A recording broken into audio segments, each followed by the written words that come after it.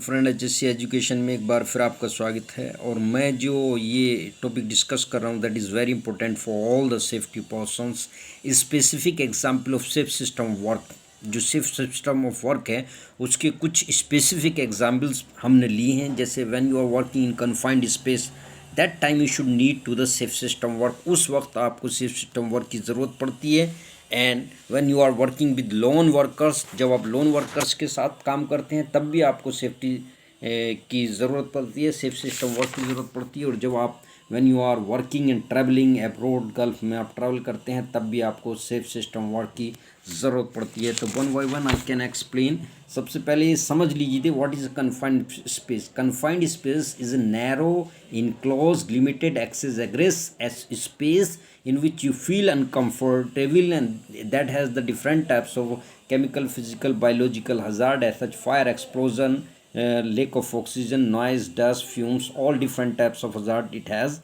तो ये different types के हज़ार्ड रखता है। इसमें जब आप एंट्री करते हैं तो इसमें आपको इनकम्फर्टेबल महसूस होता है। उसके लिए आपको safe system work process follow करना पड़ेगा और PTW वर्क परमिट आपको लेने के बाद ही इसमें एंटर करना चाहिए। डिफरेंट टाइप्स के टिप्स हैं। सबसे पहला तो यही है, don't work inside a confined space. अगर पॉसिबल हो सकता है तो बाहर से आप काम करिए, अंदर मत एंटर करिए।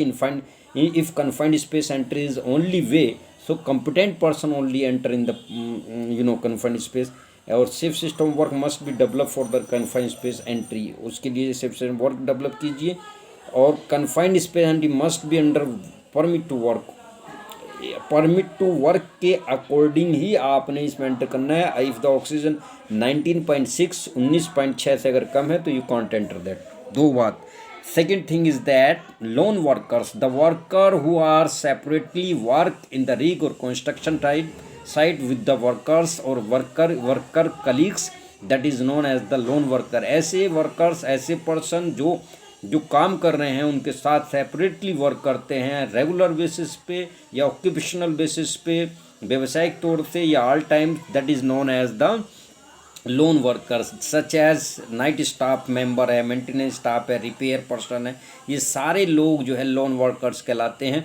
और ये हाई रिस्क एक्टिविटी में जब वर्क करेंगे तो वो ज़्यादा हजार्डियस होगा than that who are already working in the rig और कंस्ट्रक्शन साइड, क्योंकि उनसे कम्युनिकेट कर पाना बहुत मुश्किल होता है और they don't understand the easily job. उसको इजीली जॉब को नहीं समझाना होता है कि they are not the competent person as such high risk activity to do the job. उसमें ये हाई रिस्क एक्टिविटी में इतने ट्रेंड नहीं होते। Training for work in those procedure, उनको पहले ट्रेनिंग देना पड़े तभी हाई रिस्क एक्टिविटीज़ में आप इन्हें ले जा सकते हैं। Now the next point is working and travelling abroad. When you are working and travelling with abroad that time you should need to make a plan for safe system work और PTW and take the additional safety precautions while traveling। The worker may also the lone working such as adequate control should be in place। Manage these risk too, जो ज़्यादा risk है उनको आपने करना है, जैसे medical वगैरह लेना है, ट्रेनिंग लेनी है और पोस्ट ट्रिपल मेडिकल चेक पकड़, सारी चीज़ें आपने प्री एग्जामिनेशन ये सारा हैंडल करना है। उसके बाद ये आपने ट्रैवलिंग करना है। एकोमोडेशन आपका होना चाहिए, पर्सनल सिक्योरिटी होनी चाहिए, आपका फिनेंस अरेंजमेंट होना चाहिए, आपका जेब खर्चा जितना है वो होना चाहिए। तो thank you so much to watch this.